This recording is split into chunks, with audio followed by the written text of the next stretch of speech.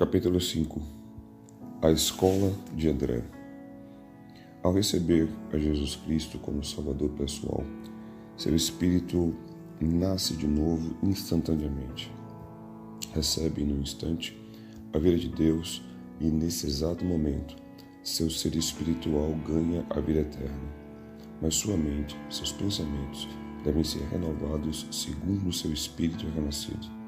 Essa renovação é obra para a vida toda e requer tempo, energia e luta. Ela é necessária caso deseje receber adequadamente as palavras rema concedidas por Deus e agir segundo elas, permitindo que a criatividade poderosa da palavra falada permaneça vital. Uma vida de pensamentos renovados. Muitas pessoas experimentam o renascimento espiritual, mas não renovam a mente a fim de verdadeiramente compreender os pensamentos de Deus. Não levam a vida segundo os pensamentos divinos. Por esse motivo, Deus, que nelas habita, não pode fluir livremente através do canal de sua vida de pensamentos. Permita-me dar-lhe um exemplo. Certo dia, meu filho mais velho, que nessa época estava no 4º ano primário, veio procurar-me no escritório. Era evidente que ele queria perguntar-me algo, mas hesitava em fazer a pergunta. Finalmente, eu disse: "Filho, o que você está tentando perguntar?" Ele sorriu. "Papai, se eu lhe fizer uma pergunta estranha, o senhor vai ficar com raiva?" "É claro que não vou ficar com raiva." Assegurei-lhe. "Vamos, diga." "Bem," continuou ele, "o senhor tem permissão de mentir para a sua congregação?" "Quando foi que eu menti?" perguntei. Ele sorriu. "Já ouvi dizer uma mentira repetidas vezes à sua congregação." Fiquei chocado. Se meu filho desconfiava de mim, então quem confiaria em mim? "Filho," disse eu, "sente-se e diga-me quando foi que eu disse uma mentira." "Papai, tantas vezes o senhor diz à sua congregação que se encontra com Deus, que fiquei curioso. Todo sábado, eu ficava do lado de fora de seu escritório, ouvindo quando o Senhor preparava seus sermões e, às vezes, abria a porta um pouquinho para ver se o Senhor realmente estava conversando com Deus. Mas nunca vi o Senhor realmente se encontrando com Deus em seu escritório. Ainda assim, nos domingos, o Senhor sobe ao púlpito e ousadamente declara que se encontrou com Deus. Isso é mentira, não é? Não tenha medo de me dizer a verdade. Sou seu filho, não vou contar as mentiras."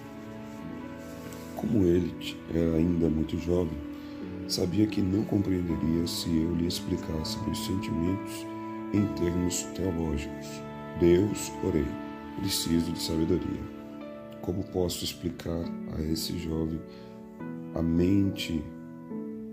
Como posso explicar a essa jovem mente meu relacionamento com o Senhor?" Subitamente, um pensamento tremendo fluiu de meu coração e olhei para meu filho dizendo: "Filho, deixe-me fazer-lhe uma pergunta. Você já viu os seus pensamentos?" Ele ficou em silêncio por um momento. "Não, nunca vi meus pensamentos." "Então você tem a cabeça vazia," respondi. "Você não tem pensamentos." "Não, papai, eu tenho pensamentos.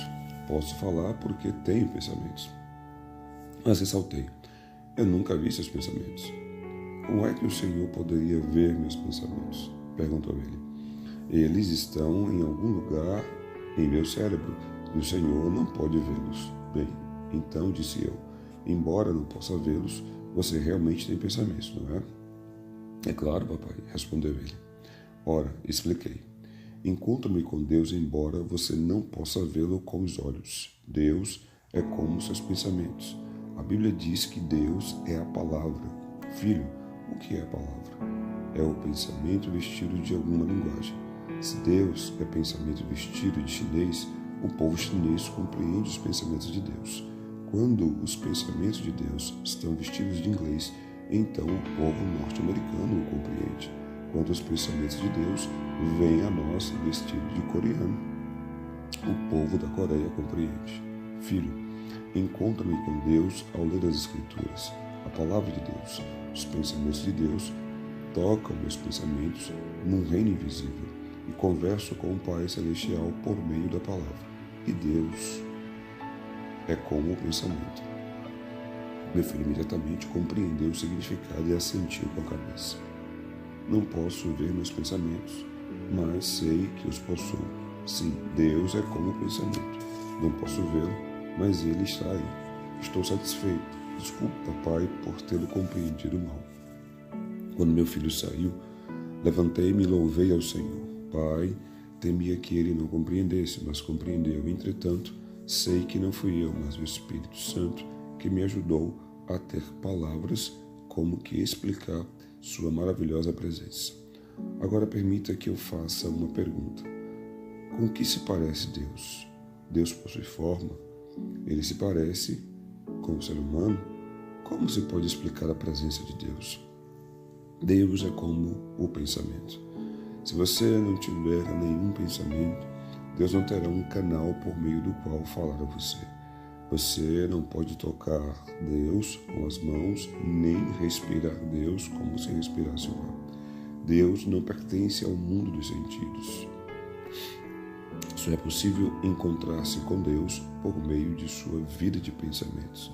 Os pensamentos de Deus vêm mediante sua palavra ou por meio de seu Espírito Santo. Os pensamentos de Deus tocam seus pensamentos e é aí que você se encontra com Ele. Assim, se não renovar sua vida de pensamentos e se não renovar sua mente após a conversão, Deus não se manifestará verdadeiramente a você. Muitas pessoas ainda vivem com a mente antiga depois da conversão. Essa maneira antiga de pensar é limitadora. Dessa forma, Deus fica limitado pelo tipo errado de vida de pensamentos. A fim de andar intimamente com Deus, é preciso renovar a mente e os pensamentos. E se não renová-los, Deus não poderá descer e ter comunhão com você. Deus não habitará uma mente poluída, assim como peixes e pássaros não permanecem num lago poluído. É preciso renovar seus pensamentos para que sua fé surja por meio da vida, de sua vida de pensamentos. A fé simplesmente não surge do espírito interior. A fé vem pelo ouvir e o ouvir pela palavra de Deus. Primeiro é preciso que a pessoa ouça. Ao ouvir a palavra de Deus, chega-lhe aos pensamentos mediante a vida de pensamentos. Os pensamentos de Deus entram em seu espírito e produzem fé. Portanto, se a pessoa não renovar seus pensamentos, não poderá compreender completamente a palavra de Deus. Sem a renovação da mente e sem ouvir a palavra, a pessoa não pode ter fé, pois a fé vem pelo ouvir. E o que ouvimos? Ouvimos os pensamentos de Deus. Seu pensar absorve os pensamentos de Deus e produz a fé. E por meio da fé, Deus pode fluir de você para os outros. Sua vida de pensamentos é demasiadamente importante. Você deve renovar sua mente. Há 3 passos que pode usar para renovar sua mente. É preciso segui-los a fim de conseguir a renovação de sua vida de pensamentos. Atitude de pensamento transformada. O primeiro passo é mudar seu pensamento de uma atitude negativa para uma atitude positiva. A título de exemplo, observemos Pedro, o discípulo de Jesus Cristo. Os discípulos de Jesus estavam em um barco no mar da Galileia. Era uma noite escura e tempestuosa e as ondas eram tão altas que o barco estava a ponto de virar. Lutavam desesperadamente para manter o barco flutuando, quando de repente viram Jesus Cristo andando sobre as águas em sua direção. Naquela época, havia uma crença popular que dizia que o marinheiro que visse um fantasma no mar, seu barco afundaria. Por isso, quando os discípulos pescadores viram a Cristo, ficaram paralisados de medo, pensando que seu barco iria afundar e que iriam afogar-se. Mas Jesus falou: "Sou Cristo, não tenham medo." Pedro gritou: "Se é mesmo Jesus, ordene que eu vá até aí. Pedro sempre falava sem pensar. Era um homem terrivelmente emocional, mas tinha o dom da audácia, de modo que Deus o usou. Cristo então disse que ele fosse. Ao ouvir essa ordem, imediatamente aceitou a palavra de Jesus e seu pensar foi renovado. Humanamente falando, Pedro jamais poderia andar sobre a água, mas, ao aceitar a palavra de Jesus Cristo, instantaneamente sua mente foi renovada.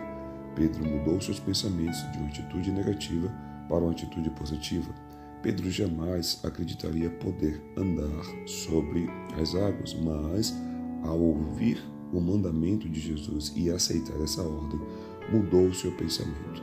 Creu que poderia andar sobre as águas, transformou seu modo de pensar, e os homens sempre agem de acordo com os seus pensamentos.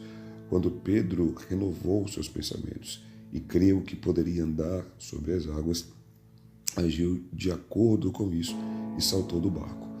A noite continuava escura e tempestuosa, e as ondas estavam muito altas, mas Pedro arriscou sua vida com ousadia, lançando-se ao mar pela fé, e começou a andar sobre as águas.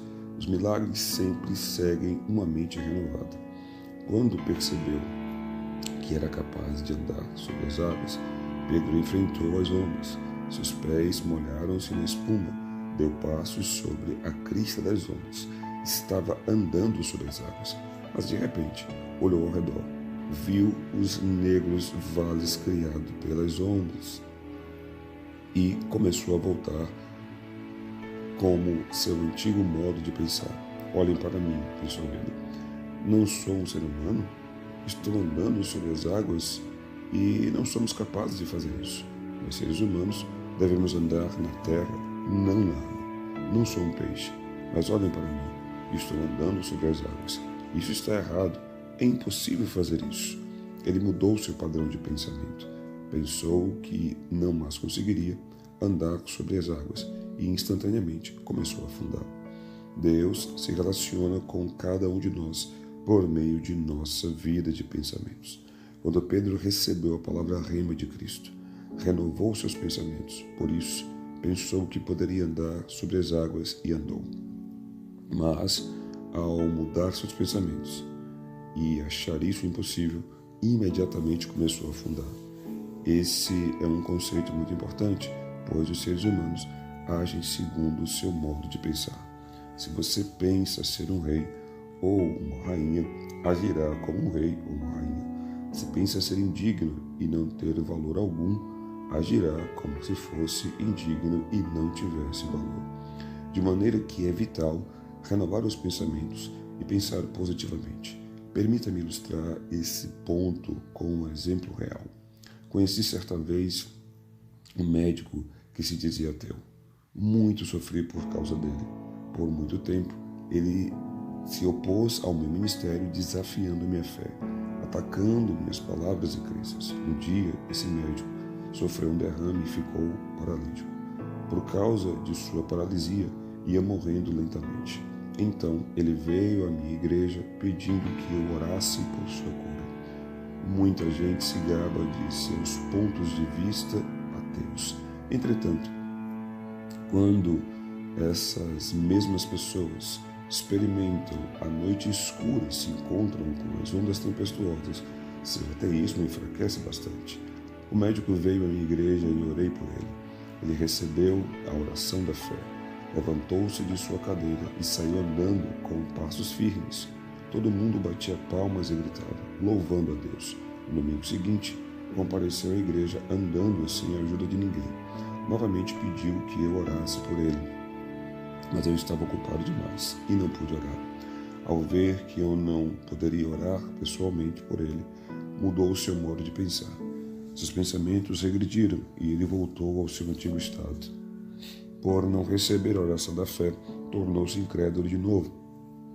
Ao sair de meu escritório em direção ao carro, ele caiu e sua esposa teve de chamar uma ambulância a fim de levá-lo para o hospital. Ele regrediu por ter mudado seus pensamentos. O poder de Deus o deixou.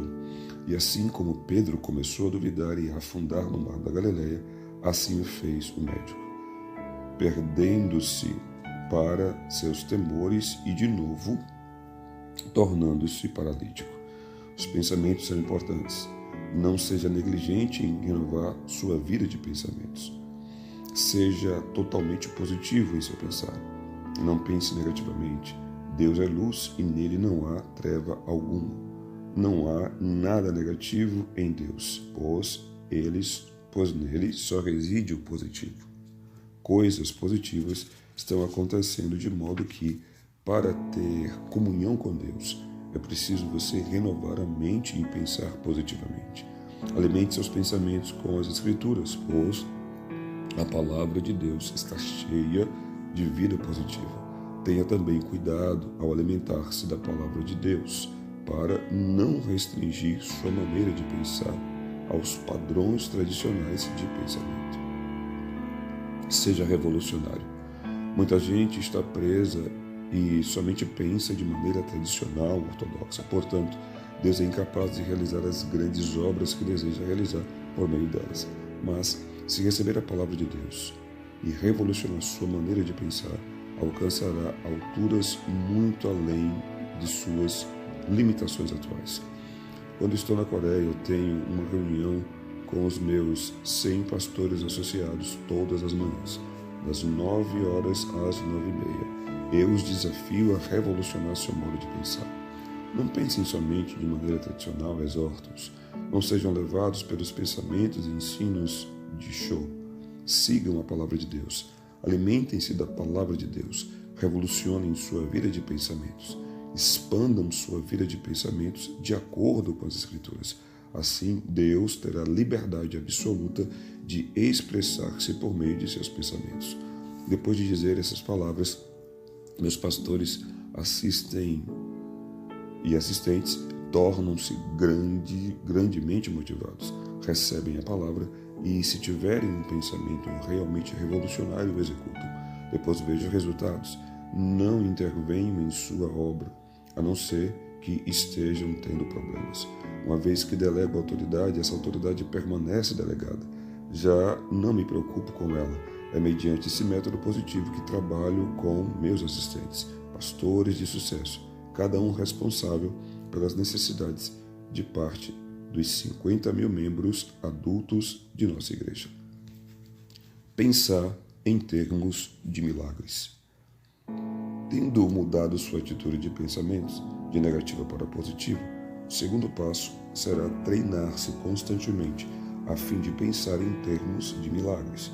Essa atitude de pensamento pode ser vista na vida dos discípulos de Cristo. Certa vez, Jesus foi para o deserto com 5.000 pessoas e o seguindo. Além dos 5.000 homens, provavelmente, havia mulheres e crianças. Na realidade, então, deveria haver cerca de 20.000 pessoas ao todo. Aproximando-se à tarde, o povo teve fome. Estava ficando escuro e frio, e as mulheres e crianças começaram a ficar para trás ao longo do caminho. Cristo chamou Filipe. Filipe, posso ver que todo esse povo está com fome. Alimente-o. Filipe, pois recebeu a ordem de nosso Senhor Jesus Cristo para alimentar essa grande multidão. Se fôssemos apresentar esse acontecimento em termos de hoje, podemos muito bem imaginar Filipe tentando organizar uma comissão para estudar a maneira de alimentar esse povo todo. Imaginamos o discípulo recrutando membros para sua comissão. Os escolhidos seriam discípulos com alto grau de inteligência. Filipe daria abertura à reunião da comissão como o relator que era, dizendo: Cavalheiros, nosso Senhor Jesus Cristo ordenou-me que alimentasse essas 20.000 pessoas no deserto. Assim, nossa comissão tem a responsabilidade de encontrar uma maneira viável de realizar tal proeza. Os senhores tinham alguma ideia? Certo indivíduo levantaria a mão e, depois de Filipe ter-lhe dado a palavra, diria: Não sabe que estamos no meio de um deserto? Aqui não é o centro de Jerusalém. É absolutamente impossível até mesmo pensar em alimentar essas pessoas. Também penso assim, Filipe poderia ter respondido. Secretária, por favor, anote isso. Outro cavalheiro levantaria a mão. Senhor relator, desejo fazer uma pergunta. Temos dinheiro suficiente? Precisamos de pelo menos 200 denários para alimentar uma pequena parte dessa multidão. Temos dinheiro suficiente? Não responderia Filipe. Não temos nenhum centavo. Bem, então o Senhor está louco se pensa que vai alimentá-los, diria o homem. Sim, concordo com você, responderia Filipe. Senhor secretário, anote isso também. Um terceiro cavaleiro tomaria a palavra. Senhor relator, sabe de alguma padaria capaz de produzir pão suficiente para todo esse povo de uma só vez? Não, diria Filipe. Não conheço padaria alguma pelas redondezas. Bem, então levaria semanas para alimentar a multidão. E isso é impossível. Sim, concordo com você, diria Filipe. Senhor secretário, anote isso também. Então outro discípulo falaria. Desejo expressar minha opinião também, senhor relator. Como vem, já está ficando tarde. Por que não os despedimos dizendo-lhes que vão e encontrem um lugar onde passar a noite e comer? Em seguida, seria concluída a reunião e Filipe reuniria num relatório as informações obtidas. Mas todas essas informações seriam somente de natureza negativa e impossível. Iriam contra os ensinos de Jesus Cristo e se oporiam diretamente à sua ordem. Filipe, então, informaria Jesus, mas, ao começar a falar, André chegaria com 5 pães e 2 peixinhos. André, exclamaria Filipe. Deixe de brincadeira. Só isso para alimentar 200.000 pessoas, você perdeu o juízo. Mas André não lhe deu atenção, simplesmente trouxe os 5 pães e os 2 peixinhos a Jesus. Jesus, isto não é suficiente para alimentar tanta gente, mas o trouxe de qualquer maneira. André tinha ouvido a ordem de Jesus, sua mente aceitou o mandamento, embora duvidasse. Trouxe a Cristo o alimento que encontrou. André possuía o pensamento da possibilidade e, mediante seu pensamento, captou a visão de Jesus Cristo. Em seguida, Jesus abençoou os pães e os peixes, multiplicou-os e a grande multidão foi alimentada. Todos os cristãos pertencem a Jesus Cristo, mas em Cristo há 2 escolas de pensamentos, a escola de Filipe e a escola de André. Infelizmente, muitas igrejas pertencem à escola de Filipe, falam somente acerca do impossível, clamam que estamos no deserto, que é tarde demais e que as pessoas não podem ser alimentadas. Falam com pouca fé, falam do impossível. A que escola pertence a você? Sei que muitos vão a escolas e universidades diferentes, mas que escola pertence a você no que diz respeito a seus pensamentos? Você pertence à escola de Filipe ou à de André? Quando Deus me falou ao coração em 1969, dizendo-me que construísse um templo para acomodar 10.000 pessoas, fiquei apavorado. Em todos os instantes, senti-me como Filipe. Conversei com o corpo diaconal e todos pensavam como discípulos de Filipe. Diziam-me ser impossível. Ao falar novamente com meus 600 diáconos, descobri que todos eles pensavam da mesma maneira, de modo que eu também me uni à escola de Filipe. Fui a Jesus e disse-lhe que não poderia construir o templo, mas em meu coração Jesus ordenou: não pedi que você fosse conferenciar com os anciões e diáconos. Disse-lhe que construísse o templo. Senhor, respondi, sabe que nada tenho com o que construir. Será preciso muito, mas muito dinheiro do que dispõe no presente. Então, por meio do Espírito Santo, Jesus falou-me ao coração: o que você tem que possa dar pessoalmente? Em meu coração sabia que ele estava pedindo, mas eu me recusava a reconhecer seu pedido e disse: Jesus, não me peças que faça isso. Casei-me com 30 anos de idade e todos esses anos tenho economizado dinheiro a fim de construir uma linda casa e dá-la à minha esposa. Mas o Senhor respondeu: dê o que você possui. Pai, são somente $20.000, clamei. Isso não dá para construir o templo. e o complexo de apartamentos. Precisaremos de 5 milhões.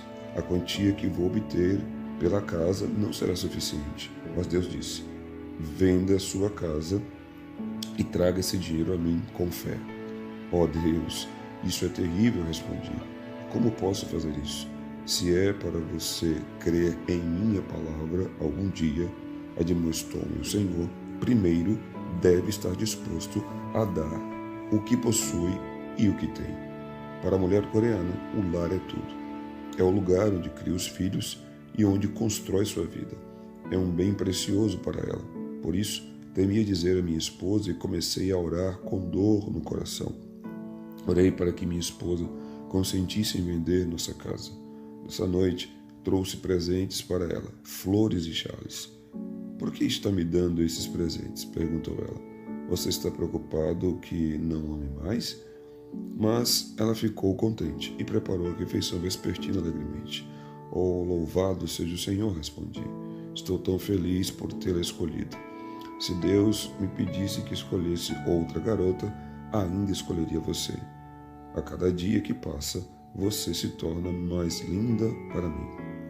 Depois de alguns instantes, pensando ter chegado o momento certo, disse: querida, tenho um grande problema.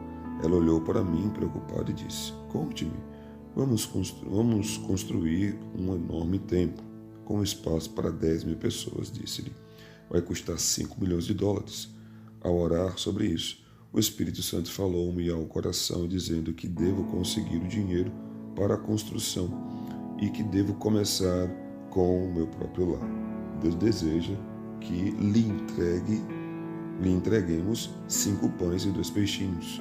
E esses 5 pães e 2 peixinhos são a nossa casa. Minha esposa ficou pálida. Depois, me olhando bem dentro dos olhos, disse: esta casa é minha, não sua. Não ouse tocar nela. Pertence a mim e a meus filhos. Você não pode abrir mão dela. Sua reação foi a que eu temia. Então dirigi-me ao Senhor em oração. Senhor, fiz o que podia. O resto é com o Senhor. Envia teu Espírito Santo a fim de transformar-lhe o coração para que ela se renda.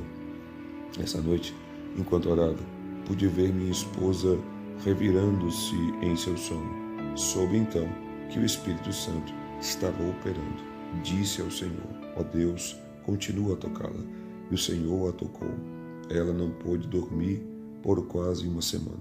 Seus olhos ficaram inchados e vermelhos. Finalmente veio a mim dizendo: não posso suportar mais.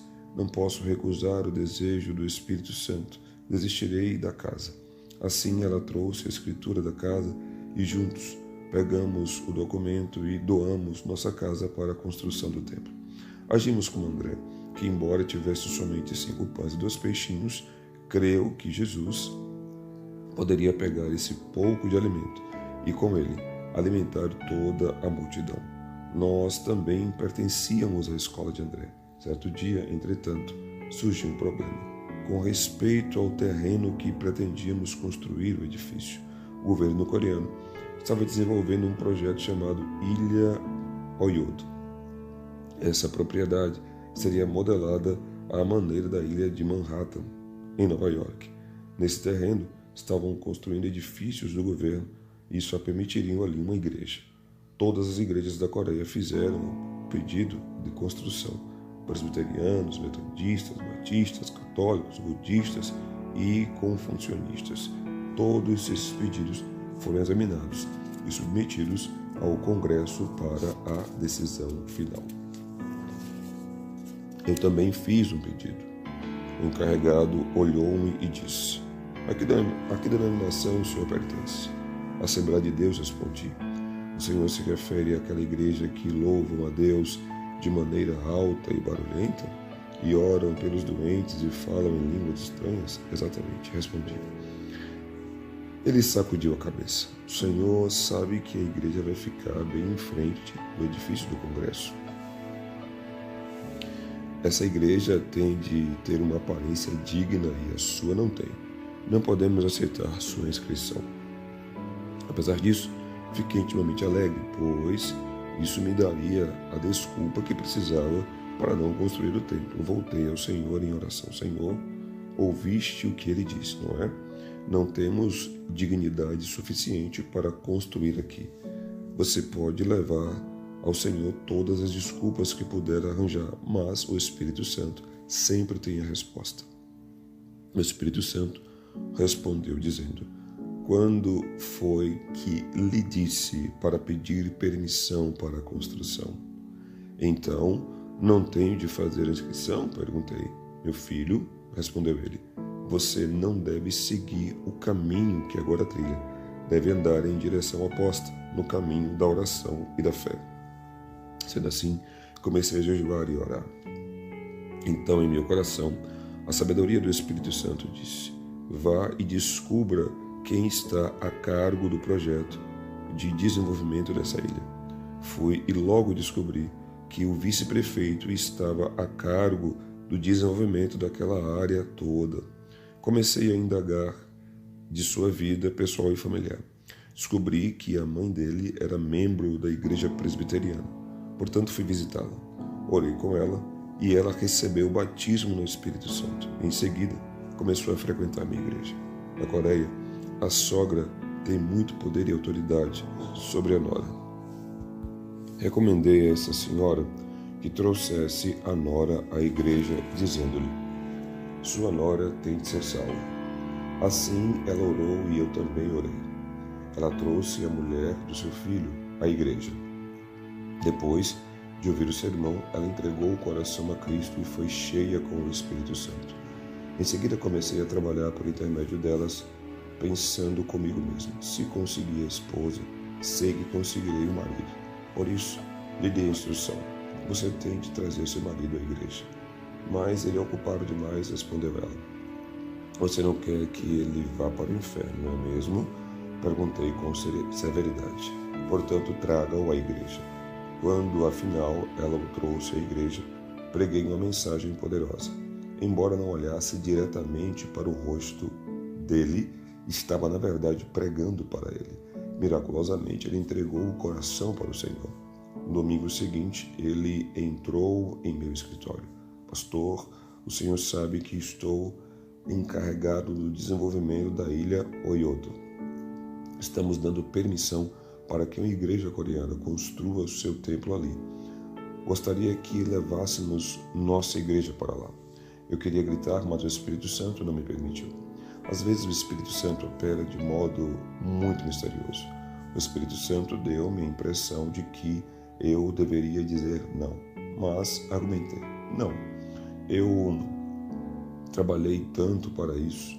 Embora meu coração clamasse para dizer sim, respondi: não, senhor vice-prefeito.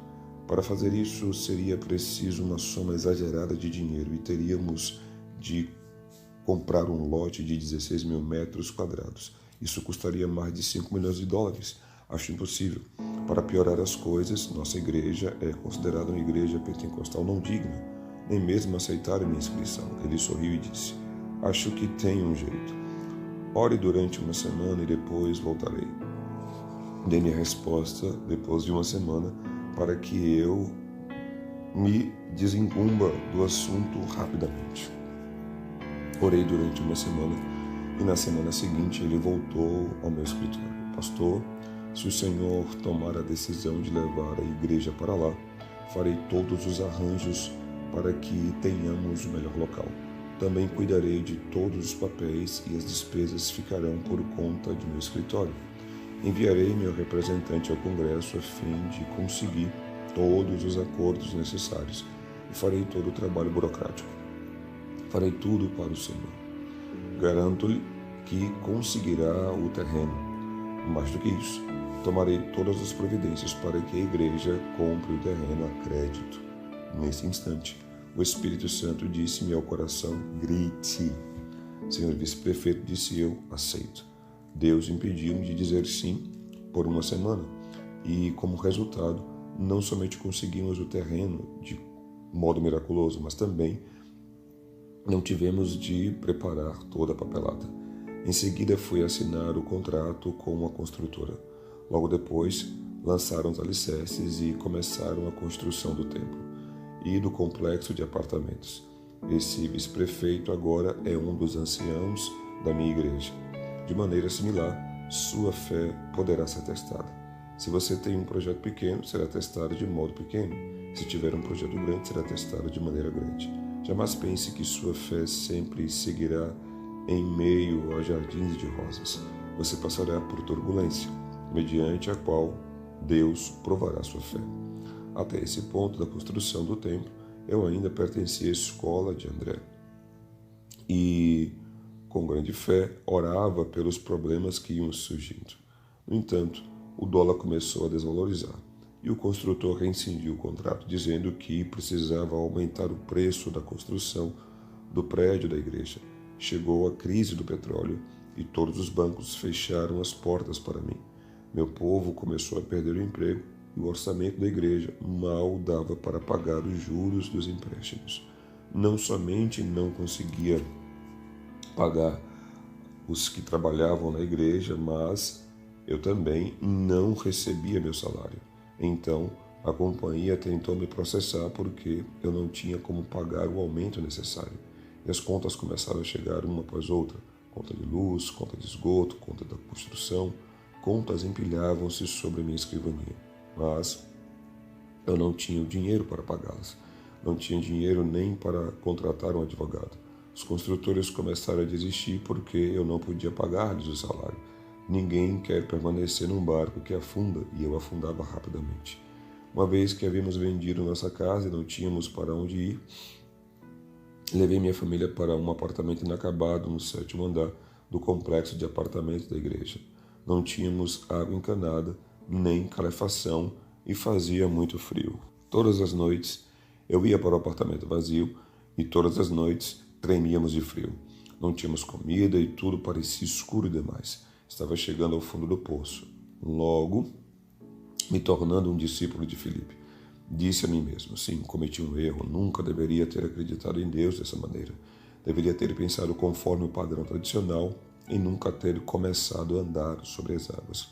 Esse negócio de fé é completamente falso. Todas as vozes que ouvi em minha vida de oração devem ter sido da própria consciência, não do Espírito Santo. Sim, cometi um erro. Comecei a ser dominado por um sentimento de autocomiseração. As pessoas foram abandonando minha igreja. Todos os relatórios eram negativos. Minha família até começou a ter dúvidas a meu respeito. Tudo parecia impossível. Eu estava cansado e com fome. Bem, é isso, disse eu. É o fim. Esta é assim chamada vida de fé. Vou pôr um fim à minha vida. Vou me matar, continuei. Vou morrer, mas não desejo ir para o inferno. Tenho trabalhado para o Senhor todos esses anos e pelo menos deveria receber alguma coisa em troca. Se o inferno for pior do que isso, por que devo ir para lá? Não posso viver num mundo como este. Vou me suicidar, mas, por favor, Deus, aceite minha alma e envie-me para o céu. O impacto da oração foi mais poderoso do que eu pensava. Enquanto orava, ouvi uma voz que dizia: você é um covarde. Deseja se matar e tornar-se objeto de escárnio para o meu povo. Vai permanecer covarde ou é um homem de fé? Sim, admiti, sou covarde. Novamente a voz falou: não somente irá para o inferno, mas também levará consigo muitos de seus membros que confiaram em você. Tomou dinheiro emprestado de alguns dos anciãos e de alguns membros. Lembre-se dos milhares de dólares que tomou emprestado das preciosas irmãs da igreja. Todos confiaram em você. Agora quer se matar e cometer suicídio? Causará uma reação em cadeia. Por causa de sua covardia, muitos perderão a fé, terão lares desfeitos e alguns também cometerão suicídio. Que repercussão se fará sentir no mundo cristão? Essas palavras derramaram-se em meu coração, caí de joelhos chorando. Ó Deus, então o que posso fazer? Por que não me deixas morrer? Deus respondeu: você não pode morrer, pois precisa perseverar. Precisa ver todas as dívidas pagas. Todas as dívidas do povo devem ser saldadas. Levantei-me, deixei o 7º andar e fui para o escritório. Ajoelhei-me, clamando e chorando. As palavras da minha condição desesperada começaram a espalhar-se por entre o povo. Subitamente, experimentaram o reavivamento da fé, inclusive os que tinham saído da igreja. Salvemos nosso pastor, clamaram. Salvemos o homem de Deus. Assim teve início um grande movimento chamado Salvemos nosso pastor. Era um inverno muito frio e não tínhamos aquecedores, mas as pessoas começaram a lotar aos milhares o primeiro andar do templo inacabado. Milhares também oravam e jejuavam. Muitos dias em seguida, clamavam e oravam.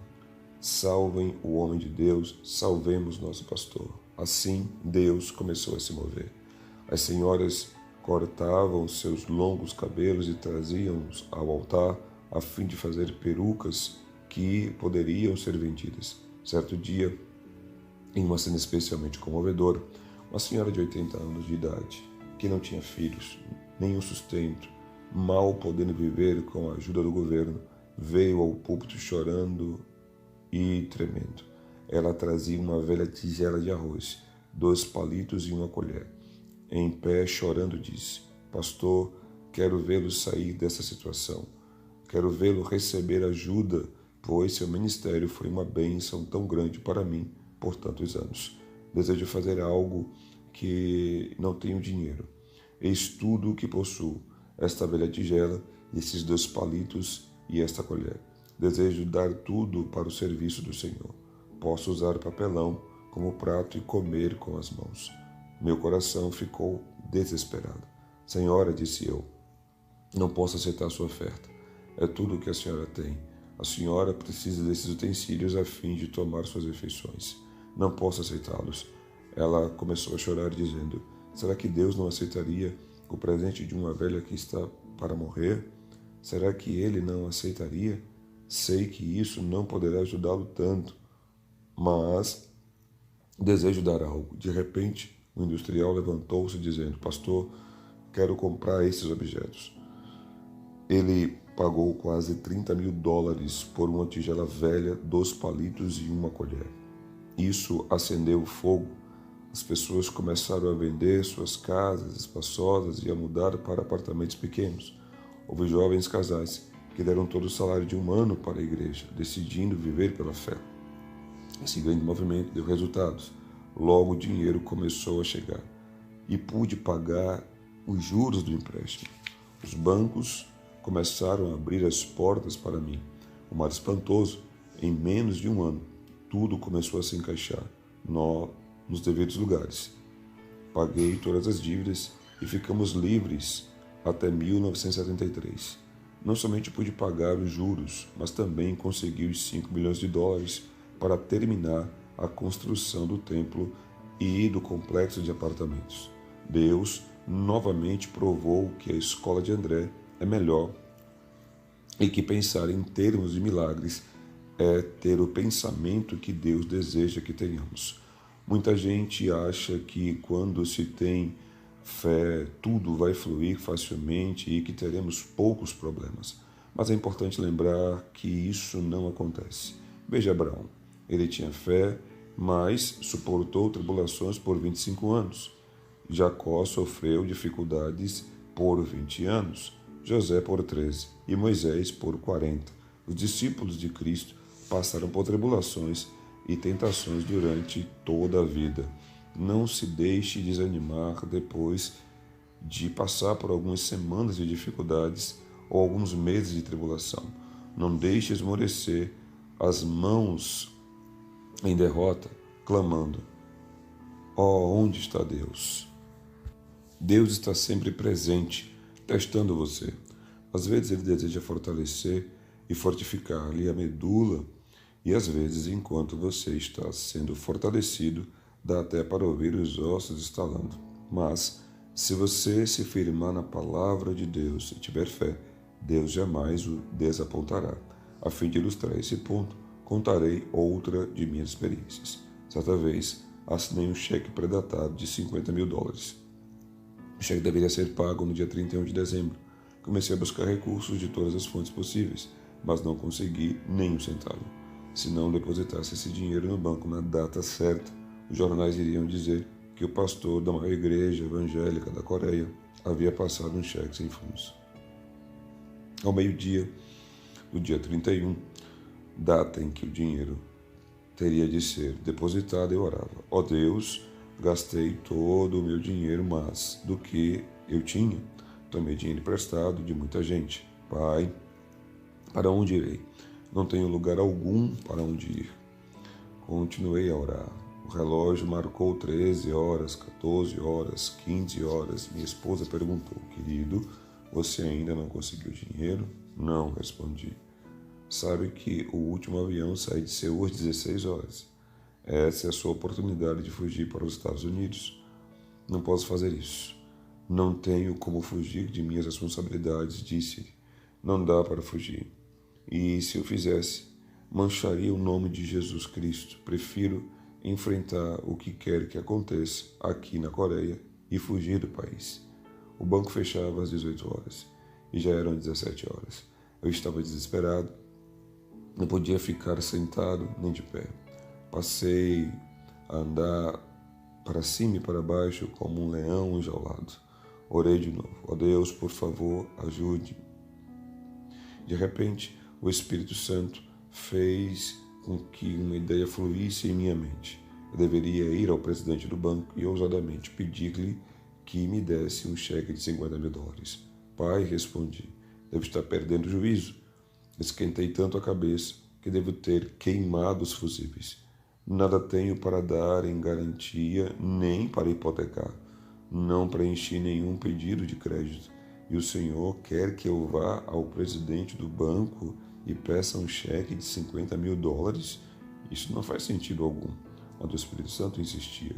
Sim, realizo as coisas que não pertencem à ordem natural percebida pelos homens. Vá e faça o que lhe digo.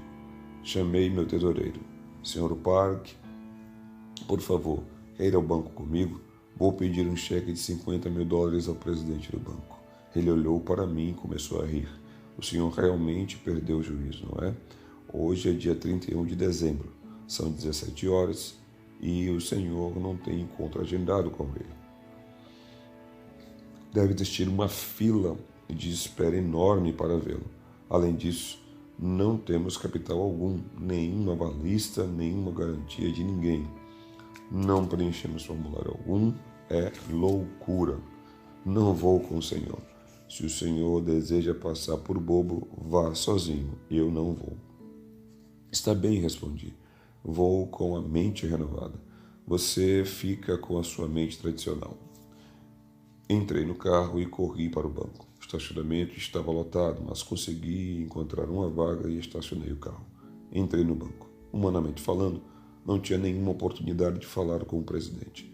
O escritório da secretária estava cheio de gente. Querido Espírito Santo, afirmei. Vim até aqui. Por favor, dá-me mais instruções. O Espírito Santo respondeu.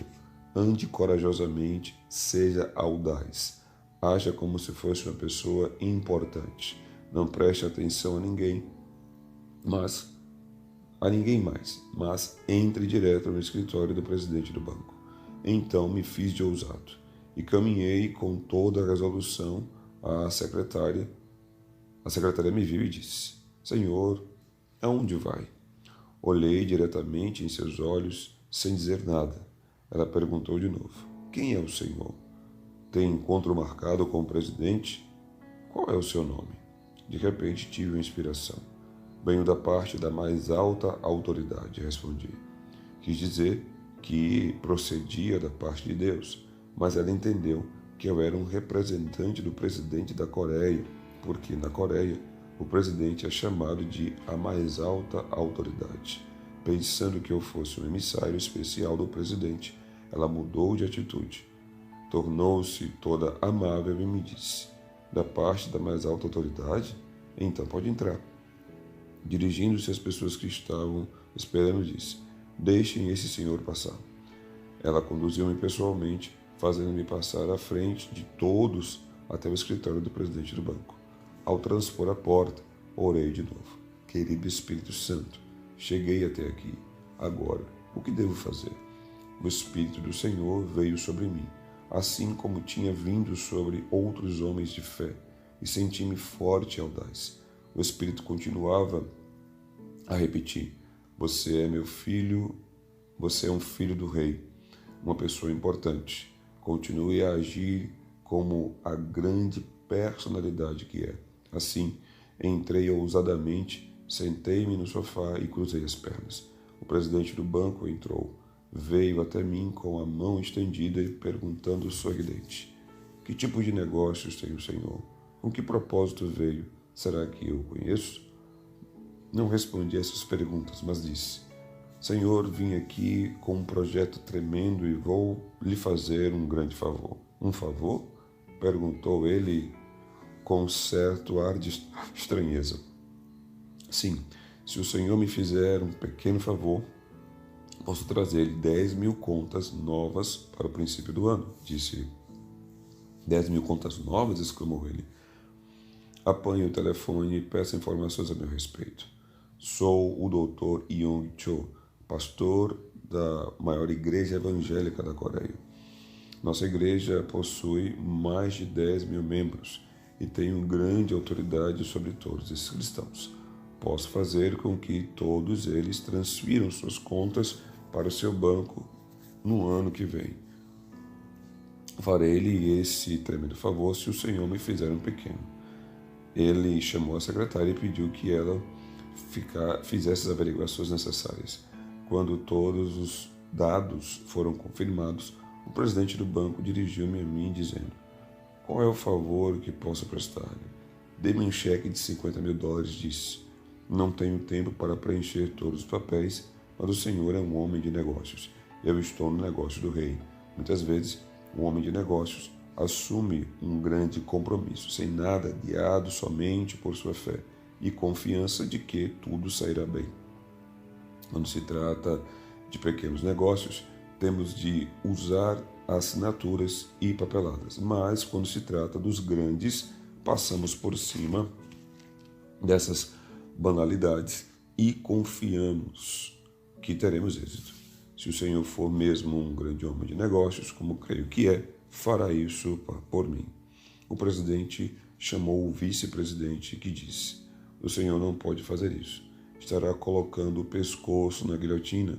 Não são simplesmente $5.000, são 50.000. Ele não tem garantia nem avalista.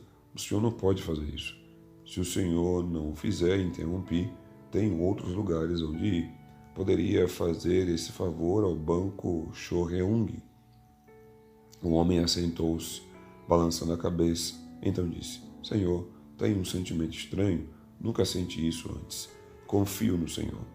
Se não confiasse tanto no Senhor, jamais farei isso. Mas gosto de sua ousadia e de sua fé. Ao assinar esse cheque, estarei colocando toda a minha carreira e vida em suas mãos. E esta será a primeira e a última vez que farei. Mas desta vez, exporei meu pescoço. Traga-me um cheque de $50.000. Isso, disse ele ao vice-presidente. Confio que o Senhor cumprirá a sua promessa. Disse-me ele enquanto preenchia um cheque de $50.000 de sua conta pessoal. Ao sair do escritório, com o cheque nas mãos, parecia que eu tinha 3 metros de altura. Uma vez mais, estava na escola de André. Depositei o dinheiro justamente às 18 horas, enquanto o banco estava fechando e me salvei. Muitas vezes, Deus espera até o último instante. Ao renovar sua mente e aprender a andar com Deus, deve persistir até o último momento. Não fique apavorado, renove sua vida de pensamentos. Não se restrinja pelos pensamentos tradicionais. Estude a palavra de Deus. Esse é o livro que pode renovar a mente e enchê-la de pensamentos positivos, aprendendo a pensar em termos de milagres. Direcione sua mente para o sucesso de Deus. O terceiro passo de uma mente renovada é direcioná-la para o êxito. Permeie sua mente com uma consciência de vitória e de abundância. Deus jamais falha, de modo que se estiver recebendo os pensamentos de Deus, sempre terá êxito. Deus jamais perde uma guerra. Ele é o vencedor eterno e você deve conscientizar-se da vitória. Deus jamais tem falta de coisa alguma. Você precisa transbordar dessa consciência. Essa conscientização é importante. Se você tiver uma conscientização de inferioridade, pobreza, doença, fracasso, Deus nunca poderá operar. Deus é seu socorro, sua abundância, seu êxito. Deus é a sua vitória. Se duas pessoas não estiverem de acordo, como poderão trabalhar juntas? Para andar e trabalhar com Deus, você deve, enxertar esse tipo de consciência de Deus à sua. Renove sua mente. Pense constantemente em termos de sucesso e de vitória e de abundância. Tendo renovado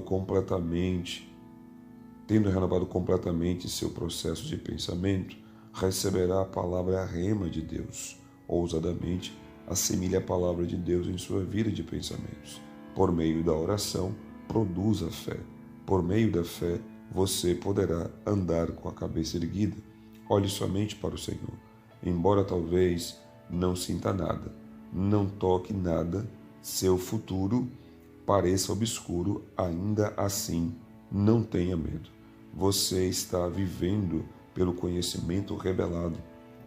Está vivendo com novos pensamentos, pensamentos de Deus, pensamentos de sua palavra, a Bíblia.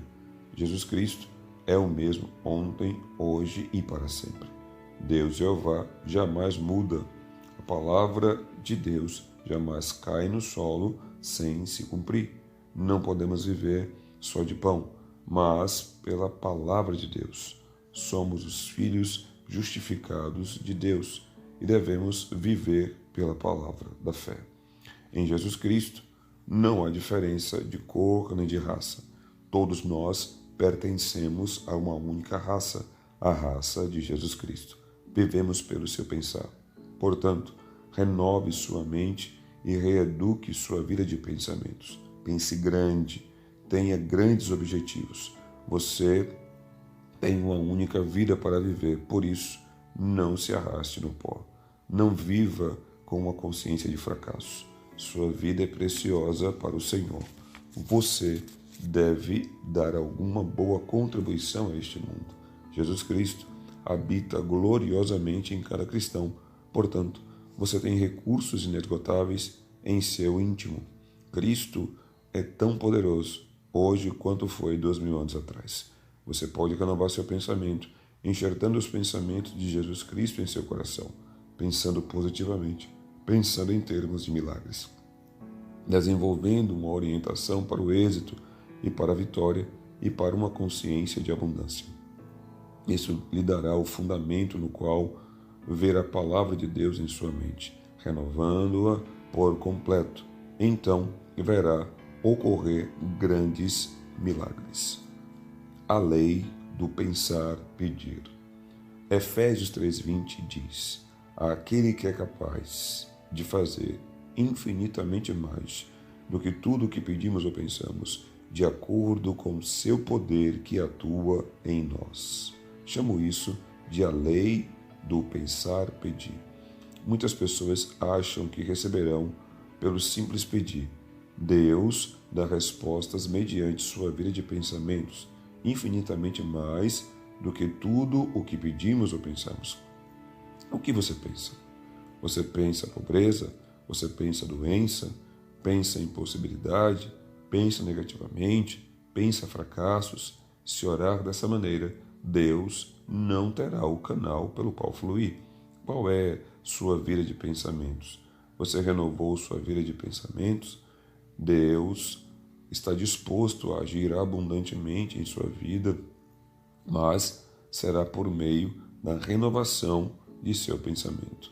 Você deve ler a Bíblia, não ler a Bíblia por costume ou prescrição religiosa, não ler a Bíblia procurando novas formas legalistas de viver, não ler a Bíblia por tradição histórica, ler para alimentar sua mente e mudar por completo toda a ordem de seus pensamentos, para renovar totalmente sua vida de pensamentos. Encha seus pensamentos com a palavra de Deus. Assim, Deus poderá fluir livremente através de sua vida e fazer, por seu intermédio, grandes coisas para a glória dele.